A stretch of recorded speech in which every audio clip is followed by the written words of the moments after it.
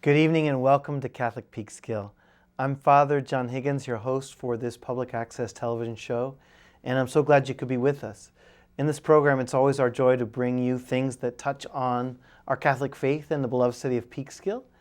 As the pastor of Assumption Church, I feel very honored to be with you here. Thanks for watching.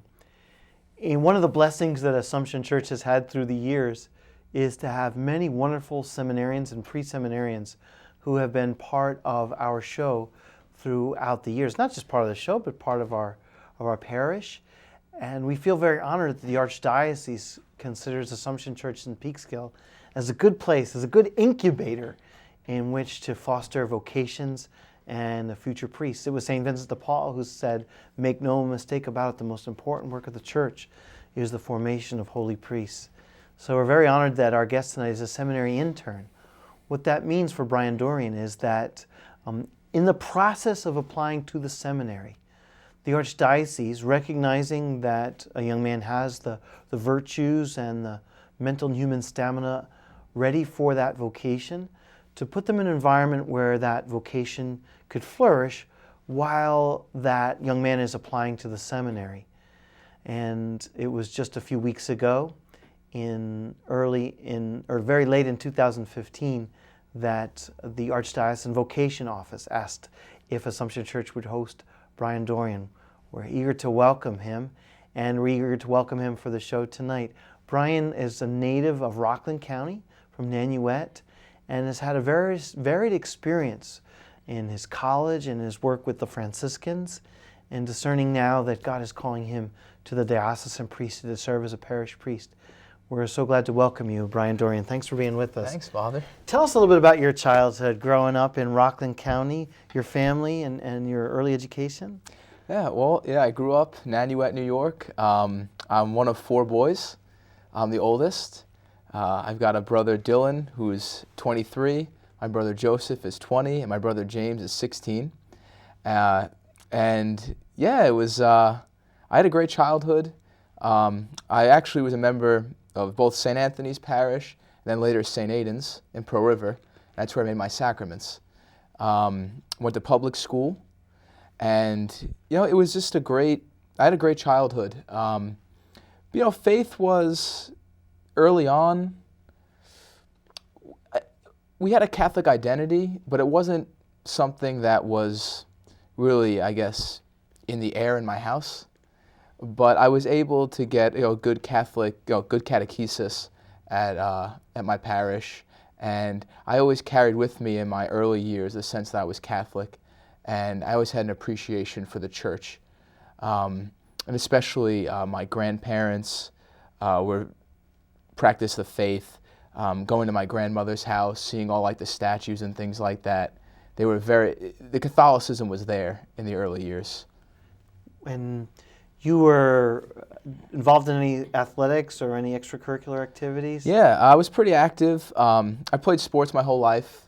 I played CYO basketball, Little League baseball, rec soccer. When I got to middle school, I played football for a year, played soccer, basketball, baseball. And then in high school, I played soccer for the most part. I was varsity captain of my team, one of the captains. I was treasurer of my high school class for 1 year, then vice president. I was involved in a bunch of different extracurricular groups, things like athletes against drugs and alcohol abuse and things like that. So I was very, very active as a young person. Soccer runs in your family, doesn't it? Yeah, soccer does. My grandfather played in the Olympics, 1956, I believe, and it was very big with soccer after that. I mean, he coached varsity soccer in the Bronx at St. Raymond's, I believe, and Mount St. Michael, definitely Mount St. Michael, but was very big in the soccer scene. My dad, it's funny, not so much. My dad and my Uncle Thomas, they were hockey players. Gotcha. I don't know my other uncle. I don't know if he was so big. I think he was more into soccer, but yeah, it does kind of run in the family. My brothers played soccer. I enjoy it. I still like to play when I can. Now, your first taste of the Franciscan way was at your college, was it not? Yeah, I went to Siena College. One of the best decisions I ever made in my life. And you know, the school was founded by the Order of Friars Minor. Friars. So there's in the Franciscan family, there's three major groups. There's the OFMs, it's the Order of Friars Minor, which is the biggest group of Franciscan friars. Then there's the OFM Capuchin, the Capuchin friars, and the OFM conventual friars. These were OFM friars from Holy Name Province, which is pretty much the East Coast, and they founded Siena and St. Bonaventure. Actually, Siena was founded kind of as like a mission from St. Bonaventure University out in Olean, New York. But Siena, yeah, it's outside of Albany, and that was my first taste with religious in general. Growing up in my parish, I mean, I saw diocesan priests, I was around them, but going to public school, I never had any interaction with really sisters or nuns. So when I visited Siena, I was like, wow, like these guys in these robes, this is kind of like cool, you know? So yeah, I decided that was my first interaction with religious or priests really on a level outside of just seeing them at Mass. Growing up, I never really had much interaction with priests. I knew who they were at my parish, like the Monsignor, the pastor, but we never had priests over for dinner, or I didn't have any priests in my family or extended family, so that was my first interaction with them, and I was like, wow, these are real people, you know? Now I know you served with Franciscans at that time. Did you already have an inkling that God might be calling you to a priesthood? In other words, did you find your vocation through service, or did you find service through your vocation? Well, it's interesting. Well, actually, I have to go back for a second. I did have one interaction with the diocesan priest that changed me. I was preparing for confirmation, and there was a priest, the parochial vicar at the parish at the time. He really, he struck me, he had a profound influence on me, because I would see him, the way he offered Mass, the way he carried himself, I felt was a bit different than the other priests that I had interacted with. And I got to talking with him, because I was always kind of an inquisitive kid. I loved history, and he really was able to open up to me like church history. And I think it was at that moment, as I was preparing for my confirmation and afterwards, that I thought about the idea of being a priest occasionally, like when I was in high school. But it was something that I kind of jokingly, I thought to myself, yeah, okay, like you're not going to be a priest. You know, I had a girlfriend at the time, and you know, she was great. So I was like, all right, okay. But it was the nagging thing. It was something that would pop up every now and then, and I saw myself on the altar frequently, you know. Then once I got to Siena, it was more like, oh, you know, this idea of a vocation started to really kind of bubble up in me. And I spoke to a lot of friars about it. And from that discussion, then I decided to do the year of service work after I graduated with Franciscan volunteer ministry. Tell us about that year of service. Yeah, it was difficult. I was stationed in Camden, New Jersey, which is a very tough city. Economically depressed, a lot of violent crime. Actually, when I was there for the year, they broke their murder record. Huh. It's only a city of like 70,000, but there were like 67 murders, I think, that year. Wow. Not to mention all the other stuff. But I was placed at St. Anthony of Padua Parish in Camden, Kramer Hill section, that the friars, they had, that's where they ministered. And it was like the best of times and the worst of times, as Charles Dickens would say. You know, on the one hand, it was just fantastic ministry in many ways. The apostolate that I had, I was a Eucharistic minister to the sick. I taught catechism. We had an HIV/AIDS ministry. I lectured, helped with altar servers. I taught a class on Catholic social teaching for the parish. Wow. Just doing a lot. Did some community organizing. So I was doing so many things, and that was fantastic. And I met so many great people. The friars there were wonderful. I made a lot of, I think, good friends that I keep in contact with still to this day. And on the other hand, it was a period of great personal growth, but in growth sometimes not so much turmoil, but sometimes growing hurts. And there were many instances in that year where I realized I had to grow up, in certain way. I had to mature a bit, and I did. A lot of personal growth. So it was, all in all, I think it was a very positive experience, but it was not without its struggles. So. But it sounds like it led you just incrementally or significantly through personal growth, through discernment, to the priesthood. But you had a few more stops before you came to Catholic Peekskill. Yeah. Well, just to maybe rewind again, before I left Siena, I took a vocations placement test. Oh. I saw like an advertisement on Facebook, I think, or something like that. And I had been up there at Siena for the summer doing some service work. And it was a summer night, and I'm like, you know what? Try this out. So I took the test, and the results came back like, we think you have a vocation, And I'm like, oh, cool, So they gave me an option. Do you want us to send your information, contact information, to a certain kind of group? Or do you want us to kind of send it to whoever? I was like, whoever. Can't be that many people where they send it to, Little did I know. I was getting mail for months, almost a year, from people like abbeys, different monasteries, groups like the Legionnaires of Christ or the various Franciscan groups that are out there, Dominicans, the Diocese of Albany, because Siena's in the Diocese of Albany. And I was like, wow. I went to the chaplain. I'm like, Father Greg, what do I do? How do I handle all this mail? And he goes, Brian, just focus on the ones that speak to you. Maybe there's a certain group that has a charism that kind of speaks to you. And don't be afraid to not respond to everything because, they're vocations directors. They know the deal.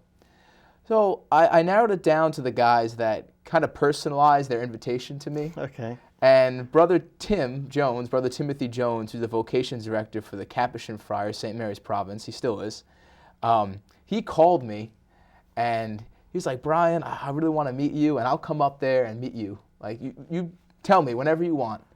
And I'm like, all right, yeah, why not? Like, come up this, I don't know what, I think I said, yeah, come up like Saturday or something. And this was like during the week, and boom, he was up there from Manhattan, came up, and I just felt really at peace with him. And I'm like, I didn't really know much about the Capuchins because I had more of an OFM background. Mm-hmm. So I was like, I'm going to stay in contact with this guy because he expounded that joy. He had that joy, and I felt very comfortable with him.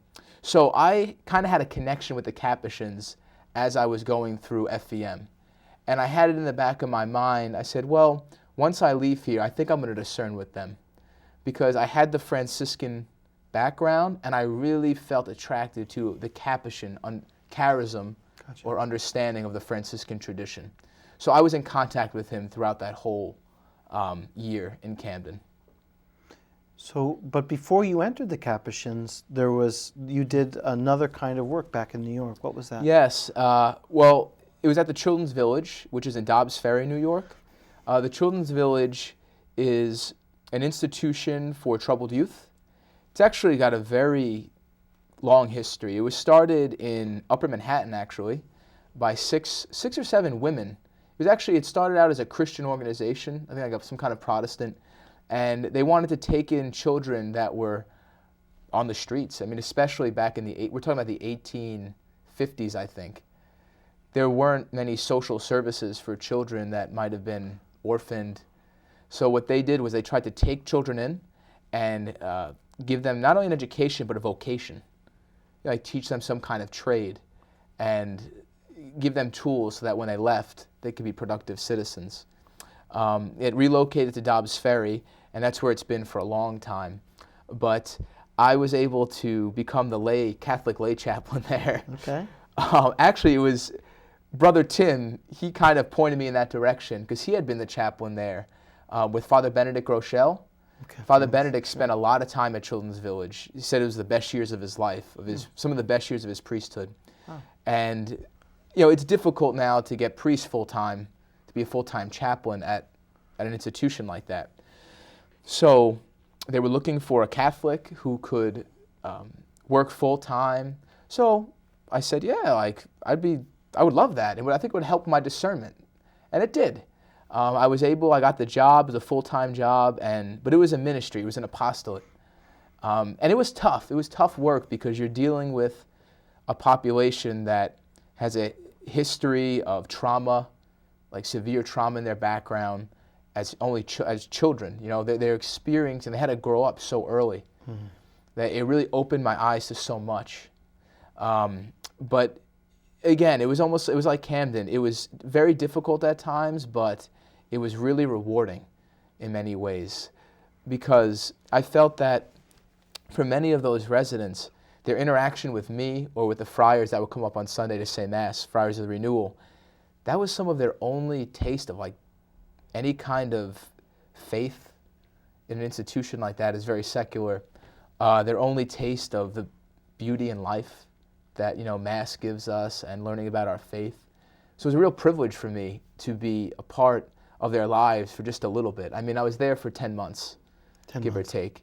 Yes, because at that time I was discerning with the Capuchins, and I had felt that, you know, God was calling me to enter postulancy, which is the first stage of formation in the religious order.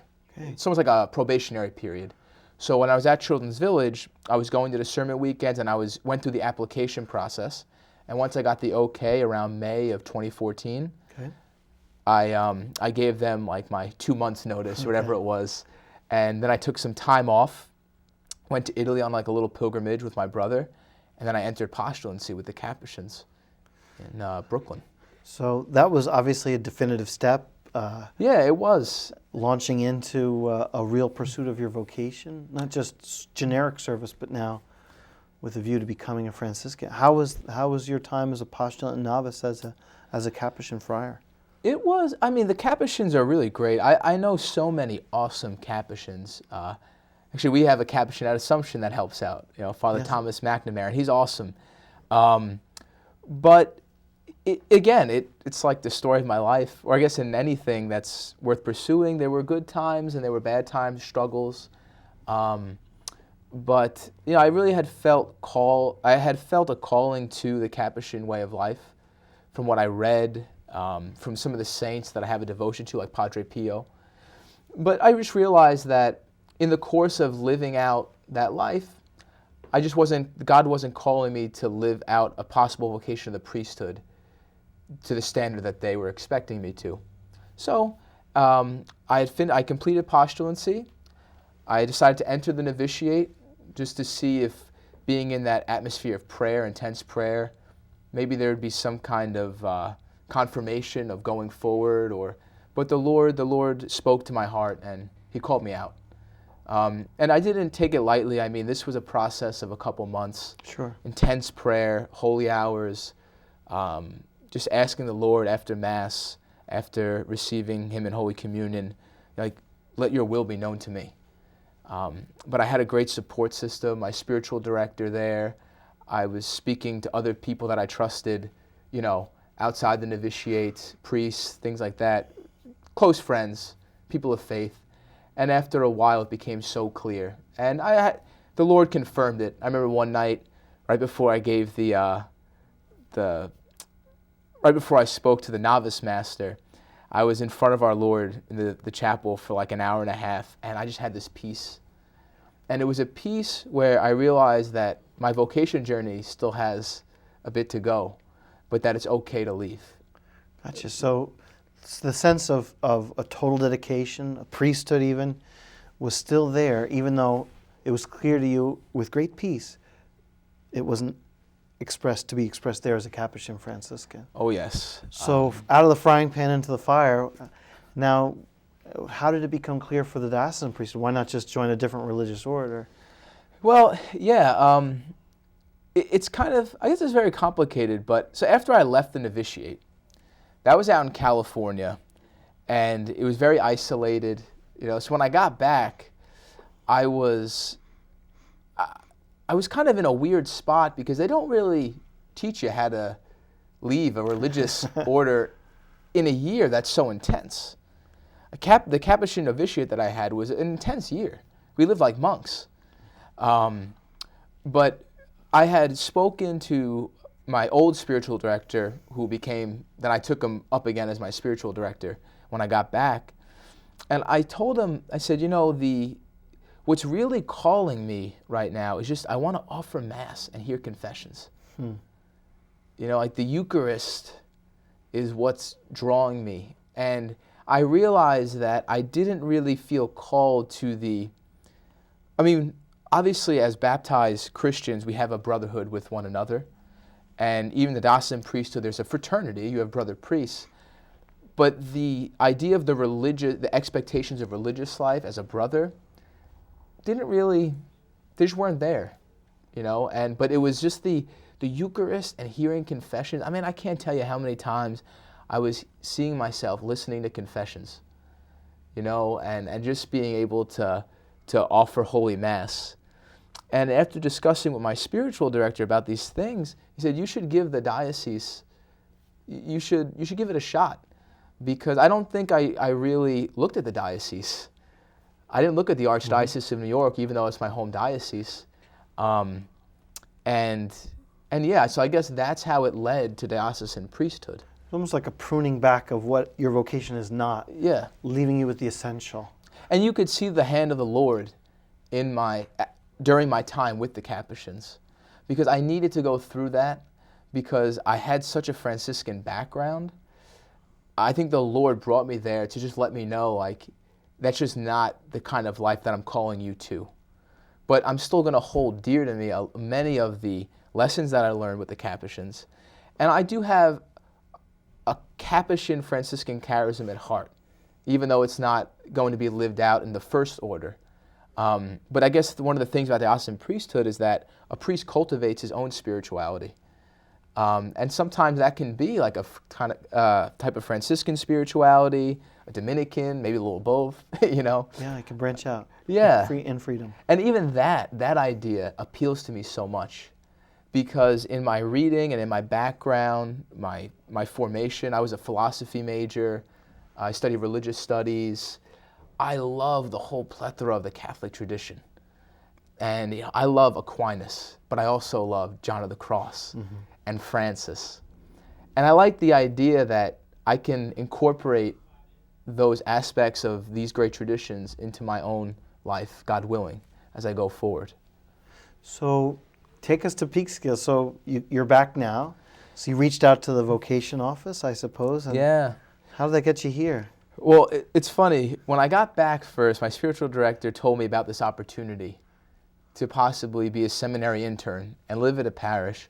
And he suggested that was probably the best way to go about in this phase of the discernment. And he was right. So I contacted Father Enrique Salvo, the vocations director for the Archdiocese of New York, and I told him, I was like, discerned out, but I feel this call, and I want to make sure that I'm nourishing the vocation. Because there are times where you may have a vocation, but you need to be in the right environment. It's like you have a plant. The seed is there. Maybe it's a little immature still, but you have to have the soil and the environment has to be right to let it grow. And with the world nowadays, there's so many things that could take you away from really seriously considering a vocation to the sacred priesthood. And I told them, I want to do this correctly. I want to discern correctly. And I want to make sure I protect my vocation. And we had a nice conversation. And I have to admit, I requested Assumption, or I had heard about it. I said, what about Assumption Parish? You have quite the reputation. Oh, that's nice to know. Yeah, so he was like, yeah, I think that would be a good fit. Because I have some experience in Hispanic apostolate, and I want to further my understanding of Spanish and just the culture and how to be a shepherd in these kind of communities. And it's just great because Assumption has a Spanish community, more of an American community, and they're both very vibrant. So that really appealed to me very much. And that's how I got directed to you. I see. So in the few moments that we have left, first impressions of Peekskill. You've been here several weeks. How has it been? Peekskill's been great. I had driven through Peekskill before. I'm from Rockland. Not far. But I never really spent time in Peekskill. And I was surprised. It's kind of got a little Brooklyn to it, a little hipster kind of thing going on. You know, I'm seeing a lot of cafes, and it's pretty cool. It's got a little character, and I like that. You know, and it's great. I feel like there's enough freedom where on my free day, when the weather gets nice, go hiking, or I can stay and go to like some kind of coffee shop and relax. I like it. I think it's great. It really fits me. I've just been so blessed. This whole experience has been fantastic so far. Last question for you, Brian. You know, maybe viewers have gone through similar circumstances. A viewer who's considering the priesthood, what advice would you give in just 30 seconds or so? Don't take it lightly.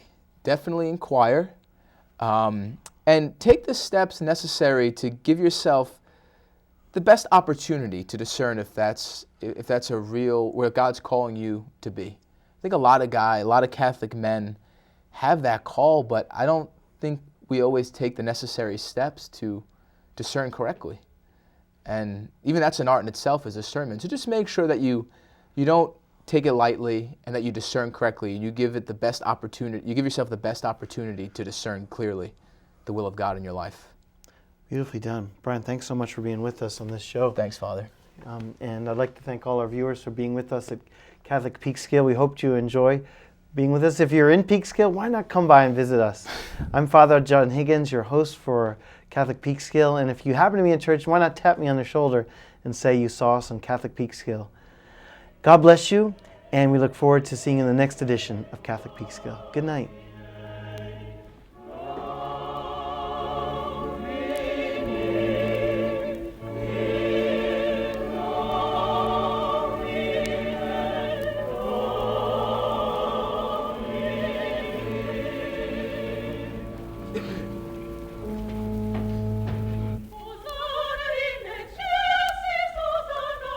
Osare in excelsis